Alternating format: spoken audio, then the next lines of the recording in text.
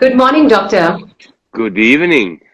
Yes, good evening here, but it's good morning out there, and I'm really grateful for you to have taken time in the morning and joined all of us here this evening. I like how you say my name, Alejandro. Alejandro, it reminds me of that song. I practice It's hard to not start it's singing the song as I take your name. it's Alejandro. but I like how Alejandro. but I like how you say it. I'm so sorry. It's okay. I wanted to actually tell you, welcome to India. But then I've been following you for a while, and I do realize that, there is some part of India already in your DNA. I think I was Indian in not one but many lifetimes before. Because the day that I arrived in India for the first time, which was in 1998, I just fell at home. Wow. Yeah. Doctor, I really wanted to use this opportunity of having you with us on picking on your experience, really, because all the things that I introduced you with, there is so much more to you in terms of, after studying medical science to then getting into, functional medicine and then coming here, staying in an ashram, finding a meditation guru upstate in New York, and then even studying Ayurveda. I think it'll be great to get insights from you on the topic that we've chosen for today in terms of mind over matter. So, how do you experience that of having had the spectrum of, life experiences in those many years? What it really means to you? It's a big question, right? But Yeah. but um but now that I'm getting older and hopefully a little bit wiser, I Hmm. realize that mind over matter is really just a trick of language Okay. because because there is no difference between mind and matter. Hmm. Everything, this is I learned in India, everything is mind, True. and matter doesn't even exist. It's just Yeah. it's just it's just a construct of the mind.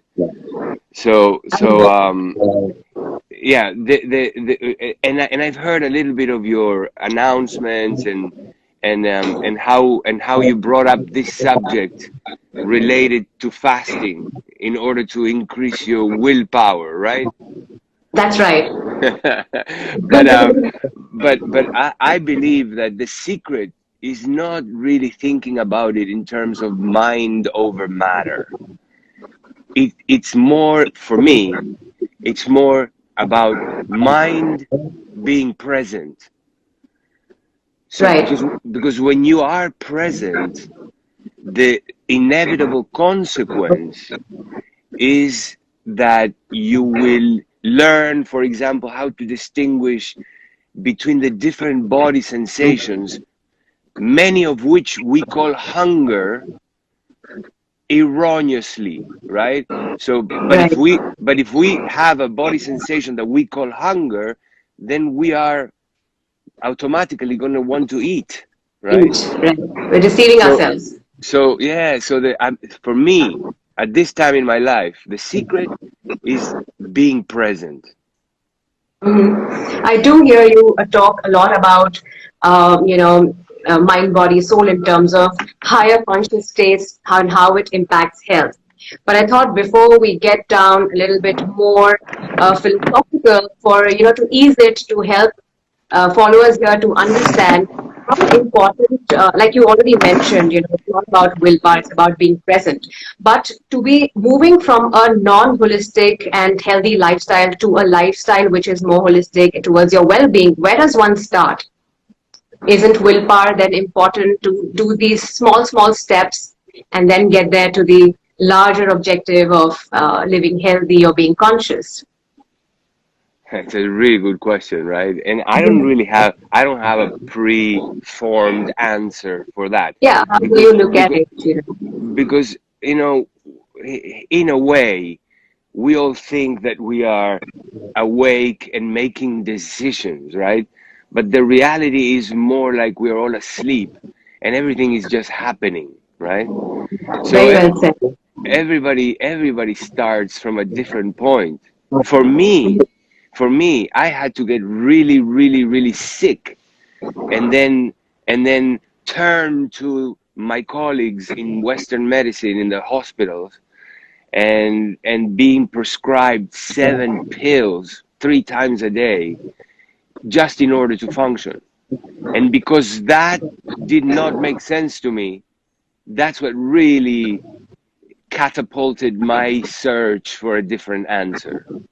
Right. And meditation and conscious living was a side effect of me trying to look for solutions for my body, for the diseases that I was feeling, right?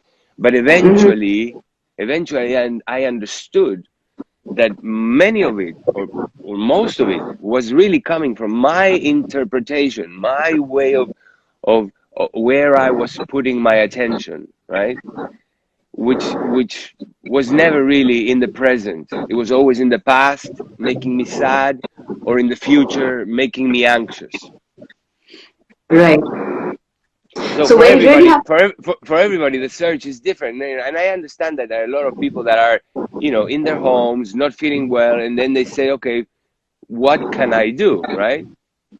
And I think that one of the easiest things and one of the best things that anybody can do to start a journey for healthy conscious living is to go and do right. the clean program. Go to a Fab India store, enter the wellness store at the the Organic India wellness store in the Fab India department store, Yeah, get the and basil and the moringa. get a clean kit, and Okay. just do it. Because in that exercise, which is very structured and guided and easy to follow, in during that exercise you will necessarily touch on everything, from your thoughts and your feelings and emotions, and and obviously everything that has to do with the physical body. Right. So, Doctor, I'm just thinking as you're speaking that, of course, once we start taking questions, there will be a lot of questions people are waiting to ask around detox, specifically around the clean program and on intermittent fasting. But I'd like to spend a few minutes before we get into the specifics and a dovetail, micro analysis of this fasting on, since you talk about higher conscious of living and it has a great impact on health. How does overall detox and fasting help your mind, body, soul function in holistically? You would have had some profound experiences there, having done these programs rigorously and being part of meditation. So, I wanted to it get some insights there. so the biggest problem that humans are having as a species is that we are completely departed from the ways of nature, right? And because we are completely out of sync with nature, we are living an experience that is completely distorted. And we are, Mm-hmm. and it's the prime example is that example that I gave you before, how everybody has body sensations that they call hunger, that have nothing to do with hunger itself, but because we call them hunger, we are prompted to eat. So everybody is overeating. But what we are eating is also not what nature provided. Right. It's instead of foods that nature provide, we eat edible products.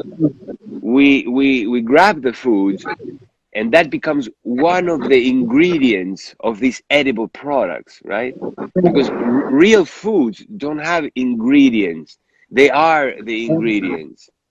But Mm-hmm. what we're eating today is a bunch of crap full with chemicals, right? Right. That has nothing to do with what nature intended us to eat. And in Mm-hmm. that is where a lot of the problems of the modern world begin. So first of all, because we are not supposed to have breakfast, lunch, and dinner. That's not the way that nature designed it. Right. If you look around and you see all the animals in the planet that live according to the way that nature designed them, they are living in natural habitats. They are looking for food most of the time, and when they find it, they have a feast. and then they Correct. start looking for food again. So Right. imposed by nature is this cycle of feasting and fasting, right? But Interesting. now, but now we are eating all day long, and because we are eating all day long, we are digesting all day long, and digestion itself is a highly energy consuming process Correct. that doesn't allow all the other functions and processes to be fulfilled optimally. So Mm-hmm. just that little example of the way that we as humans eat, what we eat, how often we eat, how much we eat. And there's other things like who we eat with and what we do while we eat. A lot of people eat walking and worrying. A lot of Yeah. people eat in cafeterias with people they don't like, in conversations that they don't like. So all this unnatural way of doing just that, eating, does not allow us to really be present, be aligned with nature, and be functioning optimally inside our bodies, because Body. those food like products with chemicals that we eat end up somehow harming our bodies and turning on the inflammatory response, Right. an adaptation and survival mechanism that also consumes a lot of energy and resources from the body. So if you look around, most of humanity are living not in the present moment, and completely inflamed. So that's the definition of unhealthy, unconscious living, right? Right. According Eh, to the Indian scriptures, they say that we are all asleep. We are all in a dream state. We haven't awakened at all. Till the time we don't get a learning from our scriptures, we are all asleep. We aren't in an awakened state. We're all in deep sleep state, actually. yeah, when I say that somebody should become fully present, what I am saying is fully awake, right? It's the same thing. Not being present is what I call being asleep, and being Right. fully present is what I call being awake. Awake. Yeah. What's coming to my mind, Doc, I was hearing one of your conversations with the famous Dr. Bruce Lipton, and I'm a big fan of his. And you happen to mention about these herbs that are organic herbs have pranas of their own to offer. So if you could talk a little bit more about that, I think it would be really enlightening for a lot of our viewers here. Everything in the manifest universe is actually made of energy, right? Yeah, So that's life. everything carries a certain energy, and that energy, when it's incorporated, it kind of adds to your energy. So and just to offer one dimension, right? If you eat something of a lower vibrational energy, it's going to affect your vibrational energy by lowering it somewhat, right? Right.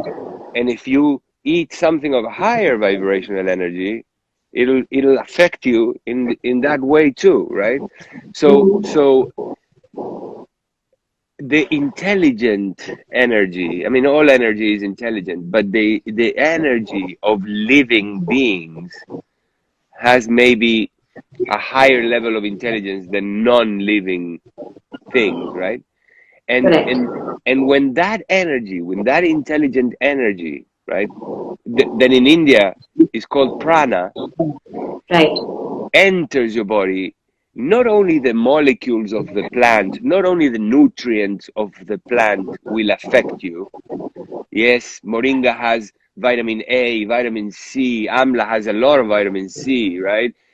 Right. Turmeric has curcumin, which all these molecules, all these nutrients, right? The plants carry, but that is not the only way in which plants, especially Ayurvedic herbs, affect the body. The prana, the intelligent energy that keeps them functioning, also enters your body, right? Body. And that has another whole host of effects manifesting. Right, separate from the nutrients themselves, right? right. So when you use plants, you are using also that intelligence, which we normally don't think about. Right. Very deep. I think something which is worth thinking about in a much more in-depth way. So, where does veganism fit in this whole context? So, of course, if we're talking about eating clean and plant-based because of the prana it carries and the energy and the molecules, so that does that? Do you preach to be a vegan in terms of not eating meats or seafood, for that matter? It's a very good question that humanity is still grappling with, right? Yeah, yeah, Because especially in the because time right now. because if you were a dolphin expert, right? Mhm. You would go out and you would spy on dolphins and see what they do in their natural state, and you will Right. take notes, and you would see, well, they eat this kind of fish, and maybe they eat more in the winter, or in this, whatever, right? And at the end of a time of spying on them, you would understand what they do according to what nature designed them to do. Correct. But we don't have any humans that are living exactly according to how nature designed it in the natural Mhm. state to go spy on. So we got to figure it out ourselves, right? And Mhm. then is when you start listening to all the arguments that the different people that promote different types of eating and living are talking about, right? So, for example, there's people that say that humans should only eat meat, and there's this whole movement of the carnivore diet, right? And there's people here in the United States doing this challenge of eating meat for 30 days and only meat, right? And they Yeah. and they swear by it and how good they feel. And there's a lot of discussions now of how, in animal meat, all the nutrients that one needs are there, right? So is being a vegan the right way to do it? Well, it may be for the planetary health, depending according to the way that we're doing things these days, right? um, I am still not sure from a scientific medical mindset that humans are designed to be vegans. And in fact, many of the vegans that I see that just go vegan because it's fashion, or It's a because fad.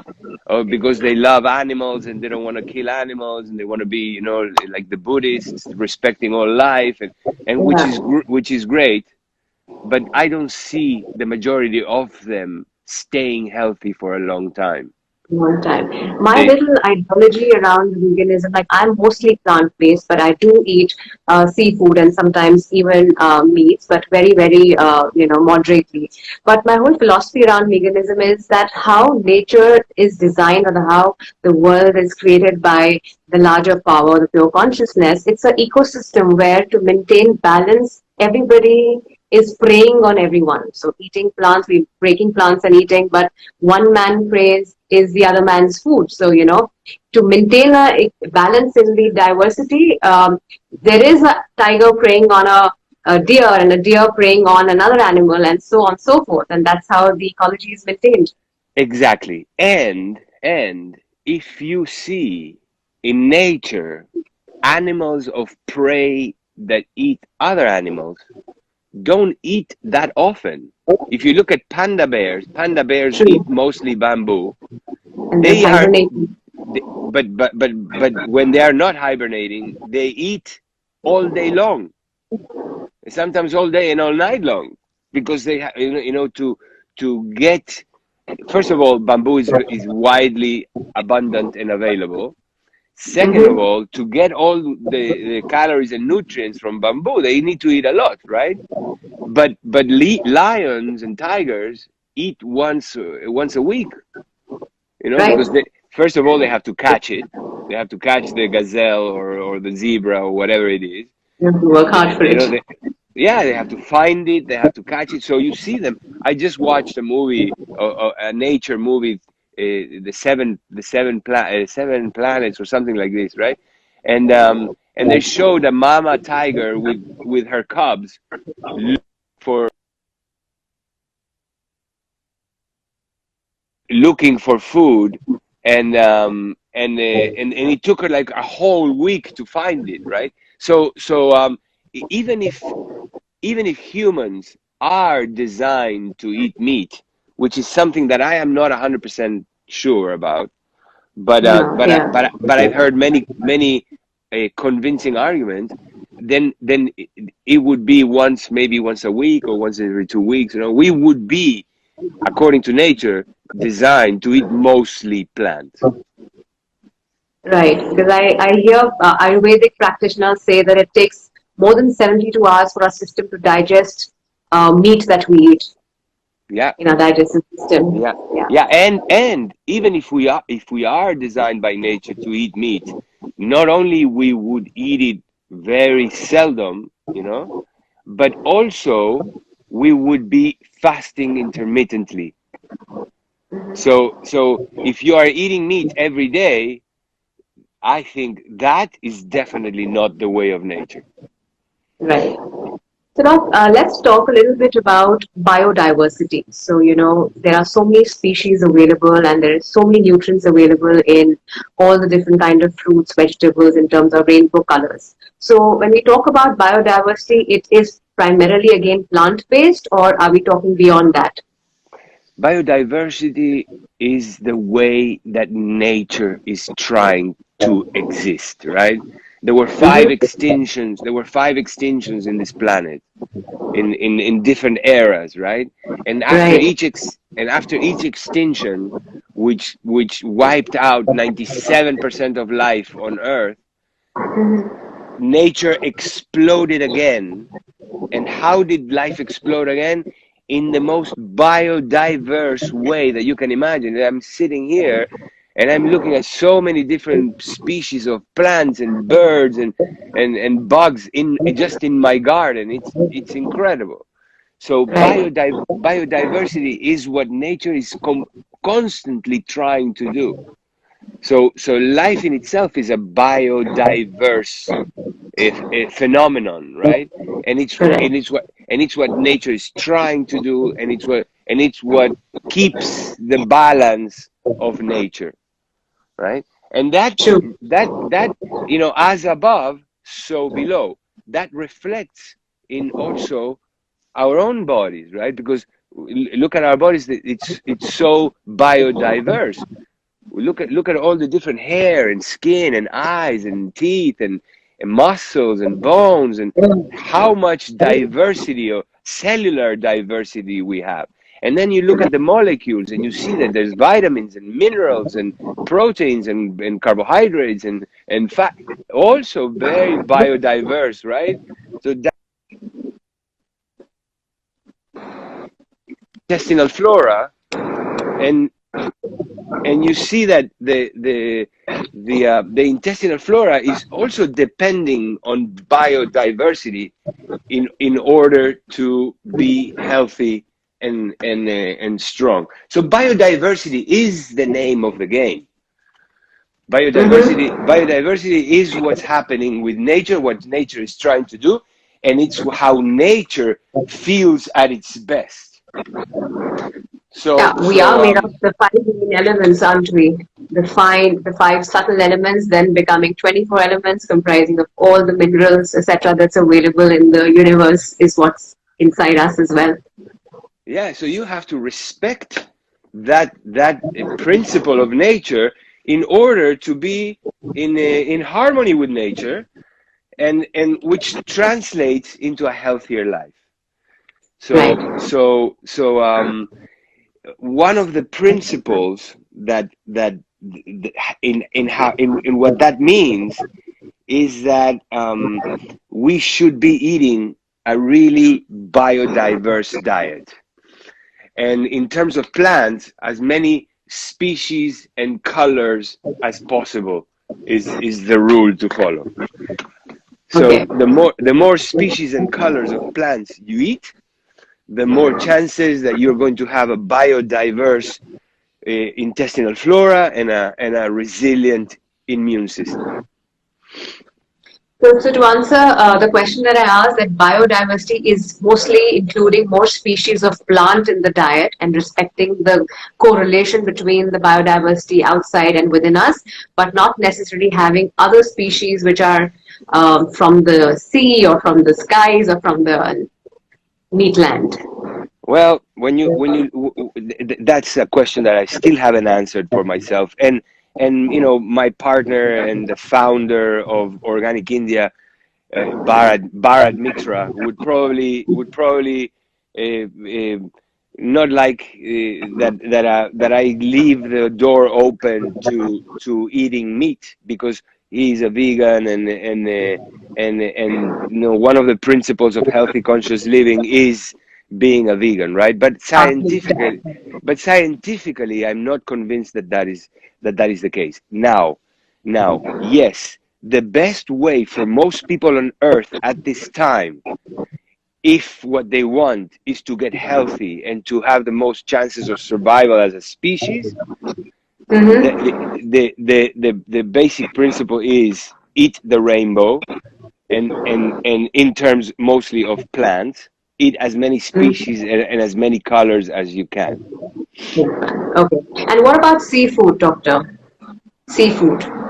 Well, see, seafood is in the same category as animal meat, right? And Right. you know, if it's not for philosophical or religious reasons Abstaining. staying away from them, then everybody has to find out for themselves how these foods affect them individually. Right. Okay, I think let's spend a little bit. How much time do we have left? Because I want to do take a couple of questions and spend little time on talking about intermittent fasting, because I think most of the audience are excited to So understand Instagram the rule of Instagram it. Instagram will cut us off in 31 45. minutes. In 31 Yeah. minutes. Right. So let's talk a little bit about intermittent fasting, the rules of the game, because there are a lot of questions I had got over my post about asking what are the right number of hours, and while you're fasting, what are the things that you could probably eat, not eat, or for that matter, when you break your fast, what is it the good foods to break your fast really? So this is all in the Cooking program. realm this is all in the realm of what humans are inventing or coming up with, right? Because there is nowhere where there is an instruction manual. The instruction manual is actually Ayurvedic medicine, right? The rishis gave the instructions to you know, after they were informed by nature itself, right? So you are much better off looking for answers in Ayurvedic medicine than anywhere else. But the way I think about it is this: fasting is the state that the body gets into after not eating for some time, right? That's why in the morning we have a meal and we call it breakfast. We are breaking the fast that you know, that, by the way, many people these days don't even have that fast because they're eating in the night too. In the middle of the night. Yeah. So so Doc, what's just coming to my mind, sorry I'm interrupting, is which is so ironic that India is the land of fasting, because, as part of our growing, we've all fasted sometime or the other, but for all wrong reasons without the right knowledge. Because it's always fasting for a reward. Either we're fasting for our husbands or for our children or for Lord A, Lord B, or during a festival. And we've kept fast as part of our growing, but nobody's ever told us the right reason of that you're actually giving a break to your system, because the reward is always external and not your body yourself. well, It but that's makes a me that, that- but that's a right reason for fasting too. You know, I mean, if Mhm. I'm fasting for my kids, I think it's a good reason. Gandhi Really. Gandhi Gandhi fasted for peace. That's a good reason too, right? Now, from a biological, medical, scientific point of view, the thinking about fasting is this: there is no real rule, and there is no real a number of hours of stopping eating that is the correct one. And when you Okay. look in nature, you realize that, yeah, there is, nature didn't put a fixed amount of hours, because if you're a tiger, maybe you find a zebra one day and you eat it, and maybe the next day you find another one, but then maybe for a week you don't find another one, and the Right. next time maybe 3 days, and the next time maybe 2 days, and the next time five. So in that way in which I understand it, I realized that intermittent fasting is not a fixed schedule, right? It's really Mhm. a discovery that one should do according to how it affects you, and also what the circumstances of your life are. Because for example, for me right now, since I'm kind of in quarantine and I'm mostly confined to my home, it's easy for me to say, okay, let's see what happens if I don't eat for the next, I just woke up an hour ago, right? So I'm not gonna have a breakfast, and then maybe I'm not gonna have lunch, and then maybe later in the afternoon I'm gonna eat something. But it's easy for me because I'm at home, Yeah. and I'm not doing anything else. But if I was at work and I was busy and my mind was not as present, because I'm like, then you get these sensations, and you get in a bad mood, and so it's very impractical in like real life True. to just play with it. But ideally, one should find what is the intermittent time of fasting that is the best for oneself, and it's not the same all the time. Like for example, I sometimes fast for 16 hours, and I realize that I really need to eat, and then I eat and I feel great, right? And then the next time I fast for 24 hours, or maybe I cannot even fast for longer than the next breakfast. So I'm playing with it Why, now. yeah. Yeah, now if you need a fixed schedule just to experiment, right? Then you can just skip breakfast, Hmm. once or twice a week, and just see how that goes.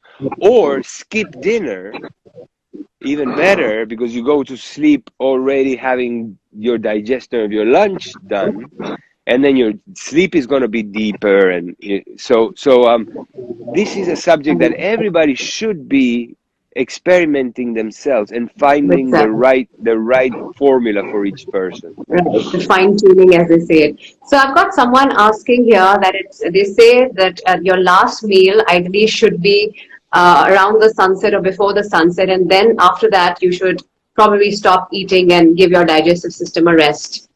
And Yeah, this is actually an Ayurvedic principle as well.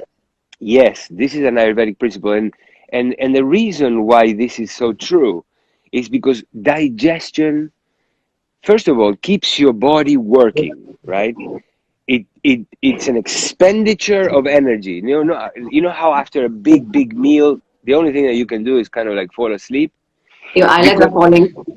the work of digestion, is stealing energy from other functions, right? Yeah. But it All our but pranas get utilized there. but if you think about it, what is energy? Is the attention of the body, right? When the attention is going into the thinking mind, then you're consumed with your ideas. But if your attention is going to your finger, this is how you make it move, right? Now, when the body is digestion, the body's attention is in digestion. If you then go to sleep, your attention cannot go Deep sleep mode. into the realm, which is another world, right? The realm of deep sleep. It's another place that our attention goes to, and we basically get get lost. We're not in sometimes it feels like you're not in your body, you That's sometimes the in my closest experience of who you really are. Yes. So, but if your body is putting its attention on the digestive system at night, then it steals from the energy or attention distribution, and it doesn't let you even have a good night's sleep.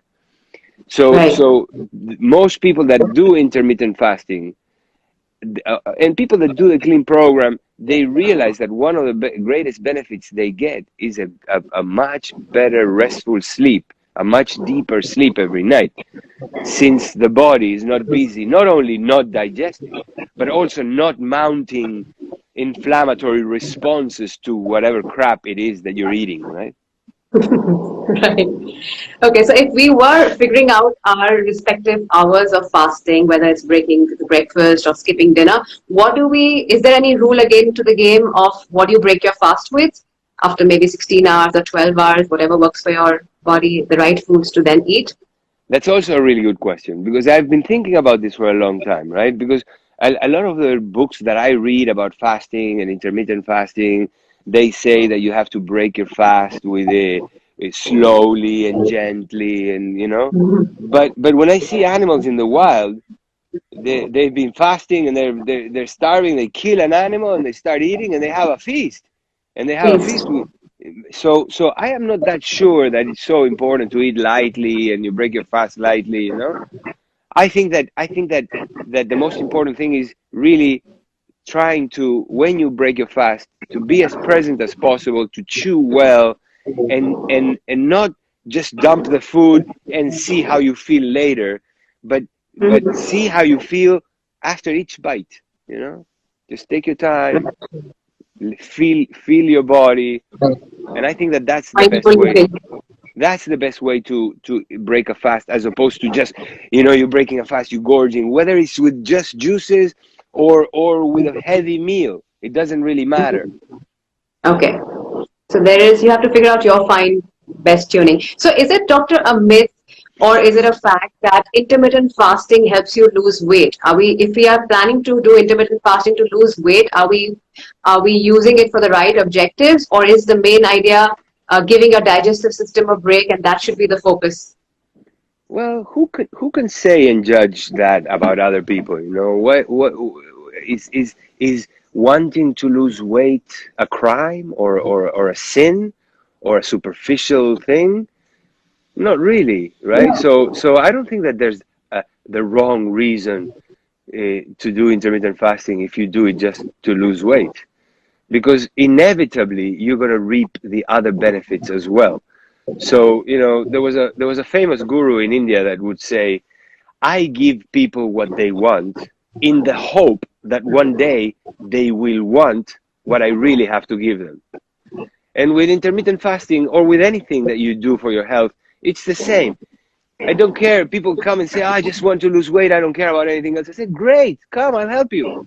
Because while you're losing weight, if you're eating and doing the things in the way that I'm going to tell you, then you're going to feel so much better and happier and more awake, that the weight loss will be a secondary effect in the importance of Byproduct, how yeah. of how you interpret it, right? So I've got someone here, doctor, asking that do we get IF benefits if we do it for 12 hours? You've already addressed that, but just to kind of specifically get an So answer on that. so 12 hours is kind of the minimum in time of not eating, in which your body starts to enter the beginning of the fasting state. But it's not enough to go into the real fasting state, or stay in that fasting state. All your metabolism goes into a very particular mode of functioning when you're not eating, right? So the body will start to adapt and will start to look to burn a fuel that is maybe stored, to burn fat, to burn Yeah. to eat itself. Like, for example, there's something called autophagia, when your body starts eating itself. And Okay, that's stored one fat. that's one of the ways in which the biggest benefits of fasting, and the miraculous, so the apparently miraculous cures of certain things happen during fasting, because the body is eating up itself, and it starts with the diseased cells. But that doesn't happen in 12 hours. So 12 hours No big. is the minimum window of not eating time that I consider the minimum in terms of letting your detoxification system catch up with all the work that that it accumulated during the day while you were so busy digesting and running around, right? So you get into But the ignition mode pretty much in 12 hours. yeah, but it's not enough to really It's not reap. enough. It's not enough to really reap the benefits of what people are talking about when they talk about intermittent fasting and Intermittent fasting, right? fasting. Great. So, we've got one follower here who's asking that I guess it does not suit all body types because I do tend to feel acidic. A lot of acidity happens. So, which is why I don't do intermittent fasting. So, Well, I would ask that person, how many times have you tried intermittent fasting? How many hours have you tried it for? What were you eating before that? Because intermittent fasting does not give you acidity. On the contrary, it will improve any acidity that you had before. So I don't that's know what great. it is. I don't know what it is that he's calling acidity. Acidity. Maybe what he's calling acidity is the closest to being actually truly hungry that he's ever been, and because he doesn't recognize it, he's calling it as acidity. So I would Right. have to talk. I would have to talk to that listener or viewer in much more Sharing. detail to really understand how to Right. answer his question. So I see a very common repetitive question coming up on the lines of when we are fasting, what is it that we can intake in terms of liquid? So is green tea, black coffee, black tea an idea, or Any fasting means only any water? any so technically, right? The idea of fasting is not eating anything with caloric value. So Correct. herbal teas are the best thing that you can drink. And while you're at it, tulsi tea is the best thing that you can drink. Okay, so stay away from caffeine is what I hear you say, and over and Yes, above calorie food. yes, exactly. And breaking the fast, there are no rules because people were asking that simply because you can break the fast however you feel comfortable. So Yeah, yeah, yeah, and you have to try, but of course, eating a lot in a short amount of time and difficult things to digest is definitely correct. not a good way to break a fast. So Right, right. start slowly and see how it goes for you. And lemon water is okay.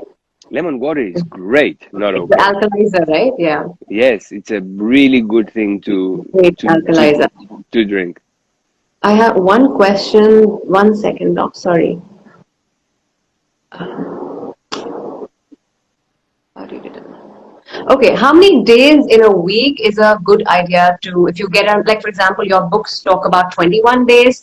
So I know it takes 21 days to break a habit. Is there some context between 21 days and in fasting or detoxing for those number of days?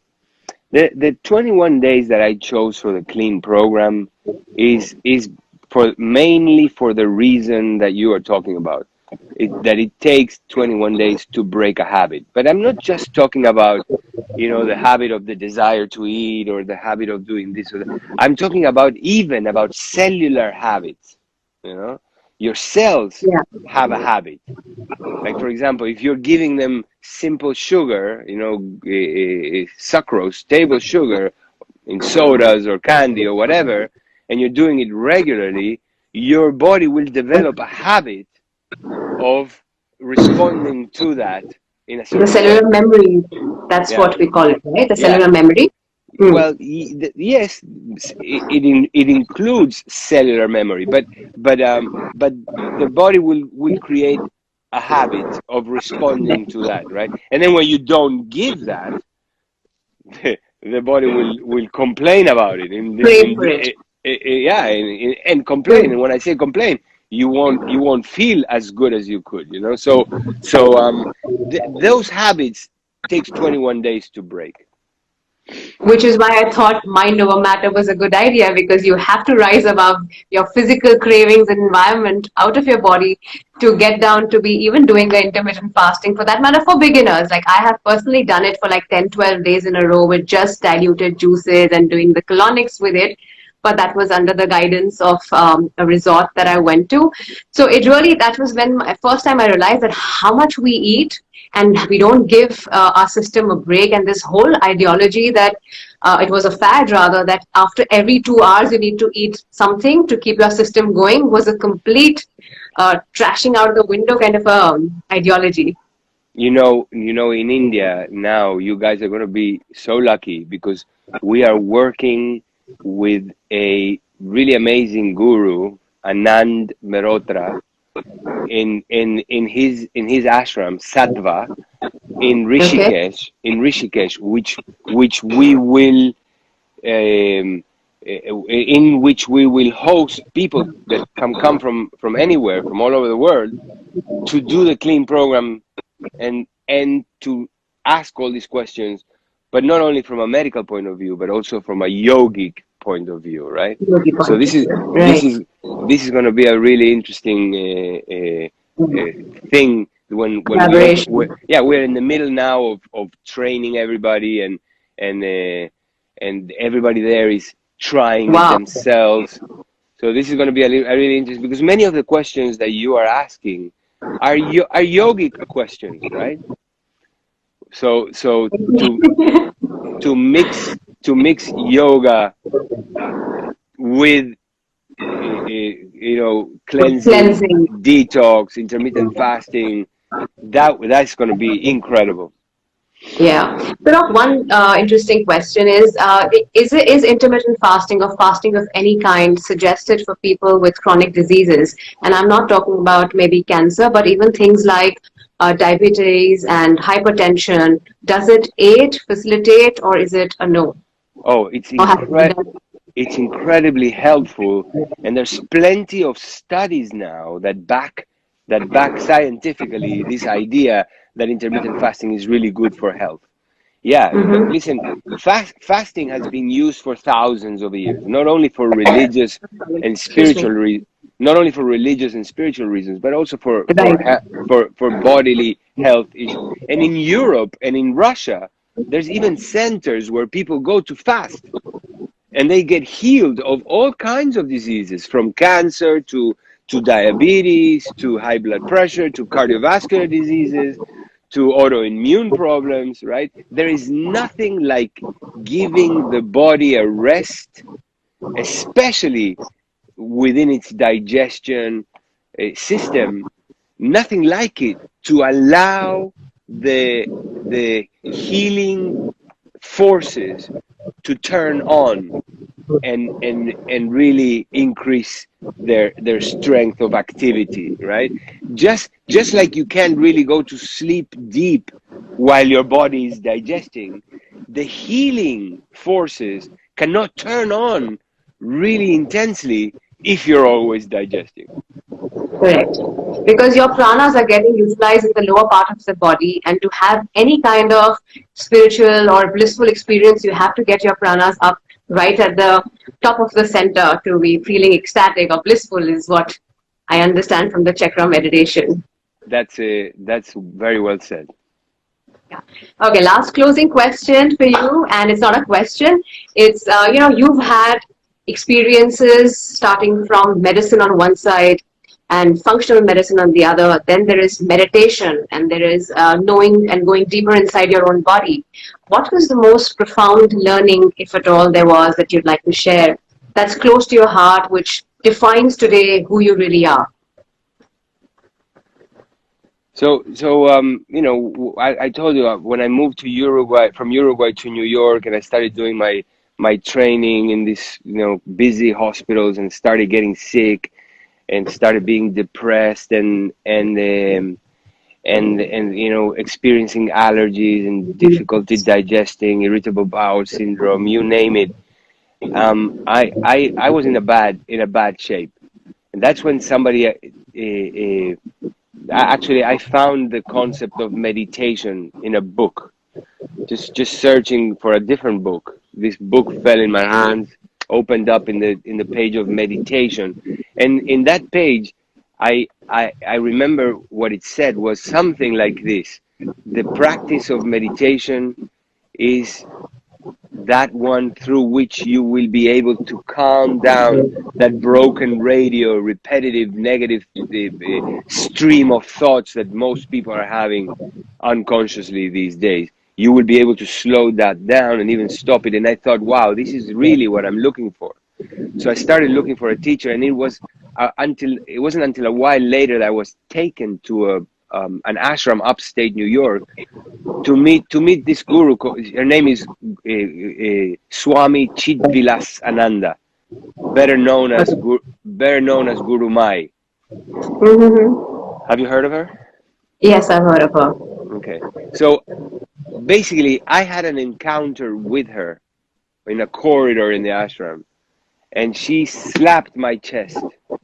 And at the moment that she slapped my chest, I started experiencing something completely different to what I'm experiencing most of the time, which is myself looking through my eyes, hearing through my ears, standing on my feet, breathing. It's like this is like the center of the activities of my experience, right?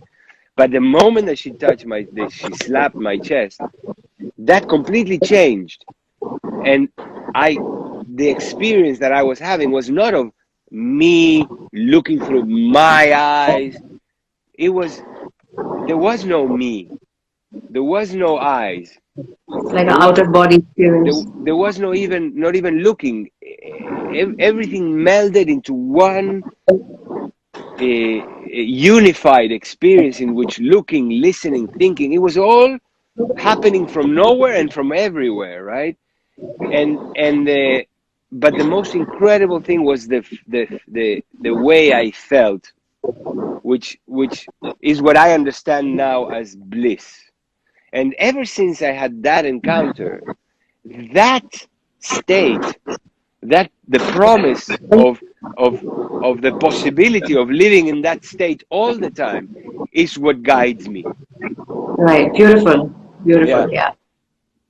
And Because and at the and end, and that state is what for me is the ultimate state of presence.